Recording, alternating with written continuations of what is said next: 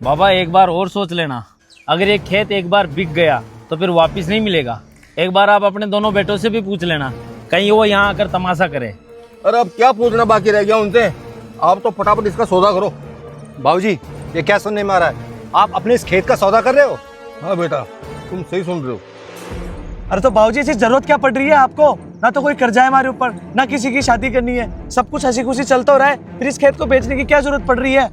हाँ तो बेटा मेरी कमाई मेरा खेत, मैं कुछ भी करूँ, तुम्हारी कमाई का तो मैं कुछ बेच नहीं रहा।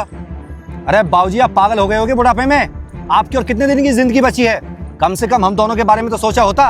अरे ये क्यों सोचेंगे अपने बारे में, भरती होंगे किसी चाचा ताऊ ने इनके कान। ये आप खुद ही सोचो ना, आज पहले तो इन्होंने कभी अपन को ऐसे नहीं बोला कि मेरी जमीन मेरा खेत, लेकिन आज ही क्यों उनकी जवान चल रही है?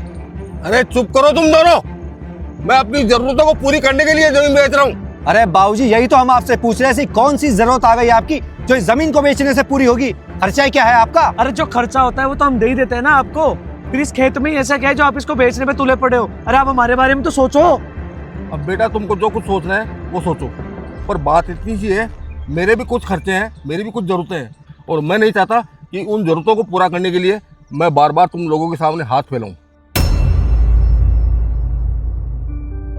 बेटा दवाई लेकर आया?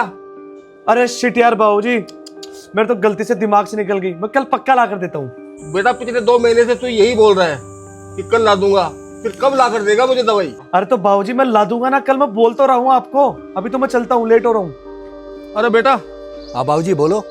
वो मैं 4 धाम की यात्रा पर जाना चाहता हूँ। हाँ तो जाओ ना बाबूजी, क्या दिक्कत है? वो वहाँ पर जाने के लिए थोड़े बहुत पैसे चाहिए थे। अरे बाबूजी कितने गलत टाइम पे बोले हो आप, अभी तो मेरी सैलरी भी नहीं आई और सेविंग थी वो भी खत्म है। आप एक काम करना, अगली बार तो पक्का ही चले जाना, ठीक है बाबूजी? मैं चलता हूँ, लेट हो गया भैया।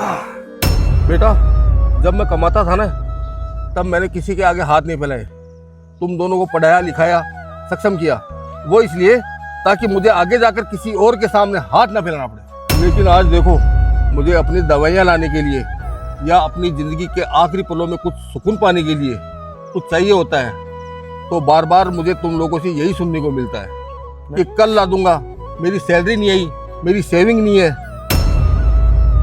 बेटा माँ बाप बुढ़े हो जाते हैं तो इसका मतलब ये नहीं कि उनकी ज़रूरतें खत्म हो जाती है, बल्कि उसका असली मतलब तो यह है कि उनके बच्चे उनकी ज़रूरतों को समझे और पूरा करें।